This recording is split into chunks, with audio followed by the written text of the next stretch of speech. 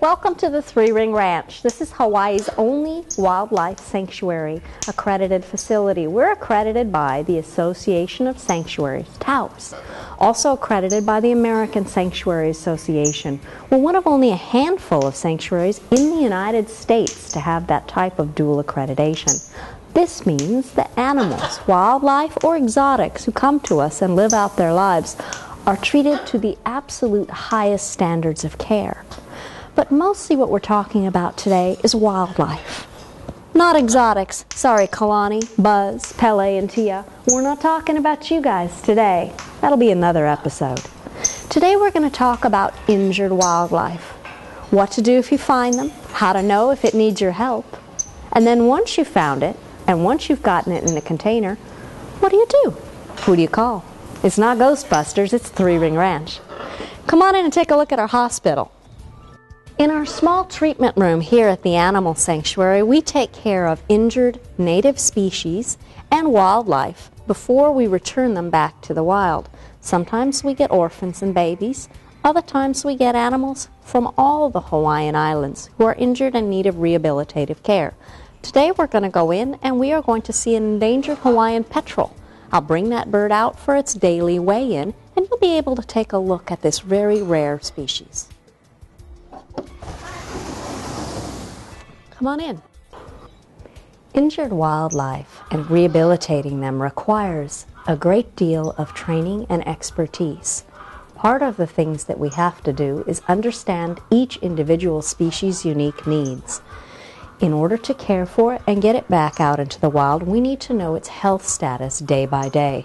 Part of this involves a daily weighing with a very sensitive gram scale.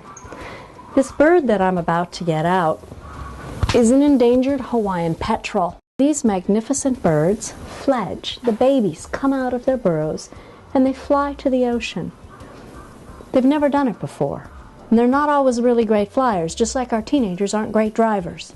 And sometimes these birds strike another object, injure a wing, a head, a leg. This young bird broke his tibia. The bird was rescued by a good Samaritan.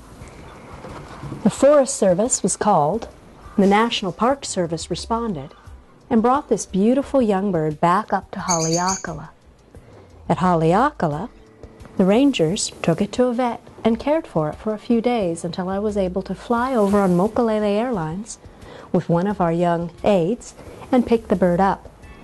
This bird will be with me for 4 to 6 weeks, and then it will go back to the ocean where it belongs.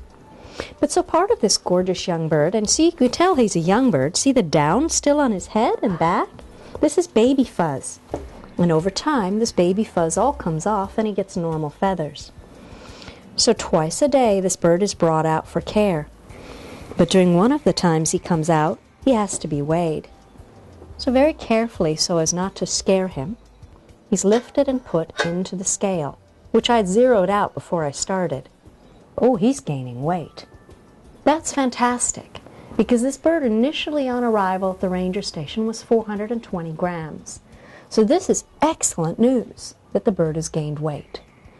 And it's been a slow gain of maybe 1 gram to 2 grams, maybe 3 a day while I've been caring for him. So let me put this beautiful bird back. This little guy gets physical therapy on that broken foot twice a day because it's in a cast and the foot would become balled up and useless. And he needs that foot to dive down 20 feet deep into the ocean after his dinner. So we want him in good shape when he's ready to be released. Let's go outside and meet some other wildlife that's been here and been released. This is our back lawn and aviaries area. We do a lot of rehab here, but we have a lot of residents, both exotic and native species, and they're kind of all coming out curiously to look at you. You see a white snow goose preening herself and cleaning up. That's Frosty the snow goose. Frosty came from Oahu. She originally came in either on her own power or was smuggled in, we're not sure, as a young bird. So Frosty came to us 3 weeks ago, and she's in quarantine. No new animal arriving at our facility will join other animals without first clearing quarantine. Behind Frosty, you've got silver pheasant, that's King Tut, and Twix, his little mate who has epilepsy. She's a Kalish. We share aviary space with other animals of many different species. So there's turtles and tortoises. This provides interest for the animals to look at. So if you look up, you'll see an owl. She shares space with a silver pheasant, with a Kalish pheasant, with 3 box turtles, with 2 water turtles. This is like TV for an animal. When you first see a baby bird on the ground, don't pick it up. Step back. The only time you interfere is if it's injured, if a cat has gone it, or a dog, and you've seen it injured. Otherwise, get out of the way. This little guy, the Good Samaritan, knew exactly what to do. He saw it on the ground, he stepped back and watched, and there were no parents present.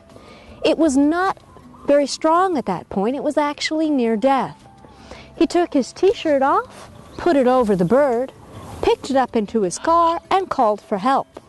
We were able to get this bird in, where for 2 weeks now he's been a guest in our facility.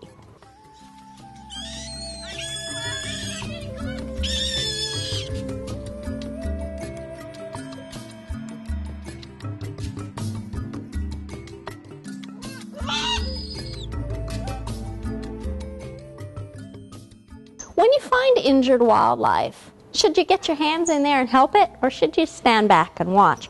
And if you do decide to get in there and help it, how can you do it safely? Because injured wildlife can be pretty angry, and it can be pretty dangerous. Now, I'm going to be using several specimens of animals that had to be euthanized for one reason or another. I'm federally permitted to have these specimens, but let's talk about these feet. This is a barn owl, and a barn owl has talons, and they're very sharp. And if you put your hand against the bottom of a barn owl's foot who's injured, talons will go right through your finger, not into it, through it. They're very powerful. The owl will not be able to release until it relaxes and then allows it to come out, which is quite painful. Now the beak itself, again, is also sharp. The owl's not going to try and bite you, but it can. This is strong. The head is strong, the muscles are strong, and it allows it to rip a mouse or a rat apart. Your finger would be nothing compared to that. And again, it's not going to try and harm you. It's terrified, it's sick, or it's injured. So when you come across an owl, you look at it. Why is it on the ground? Owls don't just sit on the ground. If it's on the ground, you're going to look for signs of illness. Discharge out the eyes, the nose, or the mouth. That's trichomoniasis, nasty disease that's prevalent in our animals here in Hawaii. It occurs, it's carried in the doves and minor birds, but usually doves. The owls eat those birds, they become ill. The other reason you would see one down, you would see a wing hanging. The bird standing like this, the wing hanging. He might have hit a power line, hit a car windshield. No matter what the reason or the illness, when you see a bird standing quietly in your yard, here's what you do. Let's pretend he's standing. You'll leave that bird. Make sure that your dogs are not in the yard loose that can harm it, or your cat. You back slowly away. And again, the bird's not going to try and harm you. You'll go back to your house or your garage, and you'll get an old towel or a t-shirt. Something you don't really care about. Put it over your hands like this to protect your hands, and ever so gently approach the bird. Lay it on top. The bird will kind of roll over, and you can pick the bird up. Bring the bird upside down carefully against your chest. When the bird is upside down like this, it immediately relaxes. It's not going to struggle. It's calm, its head is covered, its talons are facing up. So be aware that that's where they're at, right there. But you're holding it in the towel. It's not going to try and harm you. Its feet will actually ball up, kind of like this one's are. You carry it to your garage, where you get a cardboard box. You can use a pet crate if you've got one handy. You'll carefully put the bird in the towel, in the box, hold the towel back off its head, And the towel stays in the box with it, and it makes kind of a padding around the sides, which allows the bird to be padded when you drive. You'll close the box up, you'll tape it, you'll label it bird, make sure there's some air holes in it, and you come in and you get on your phone and you call 3-Ring Ranch, 331-8778. If you prefer to call the Humane Society or the police department, feel free.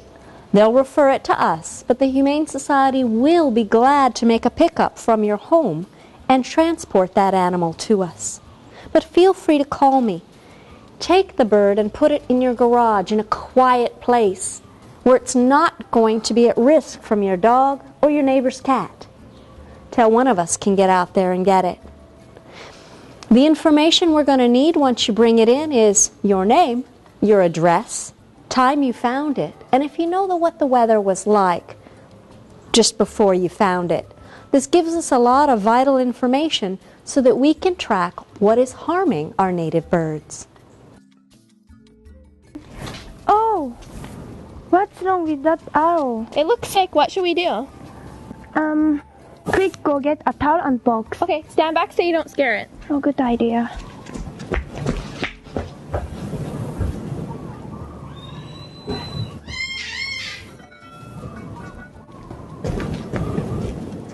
I punched holes in the box so it can breathe. Okay.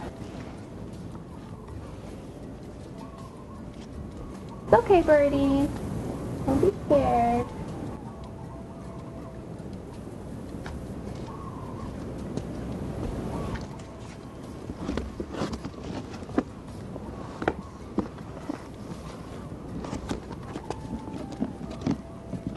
We should call the animal sanctuary. Do you know the number? Yeah, it's 331 331 8778. 8778.